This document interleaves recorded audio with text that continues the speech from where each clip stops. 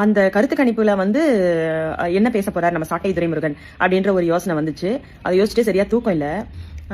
ரெண்டு விதமா நம்ம யோசிப்போம். ஓகேங்களா? ஃபர்ஸ்ட் வந்து இந்த ஆள் நம்மளுக்கு வந்து பிளஸ்ஸா வந்தது பாருங்க, டிவிகே ஜெயிக்கும்னு. அந்த கருத்து கணிப்பை எடுத்து இவன் பேச போறது கிடையாது, பேசவும் மாட்டான். நம்மளுக்கு பிளஸ்ஸா வந்தது பிளஸ்ஸாவே இருக்கட்டும், நம்மளும் அதை பத்தி பேச வேணாம், ஓரமா வச்சிருவோம். இப்போ மைனஸா வந்ததை எடுத்து பேசுறான்னு வச்சுக்கோங்களேன். என்னன்னு பேசுவான்?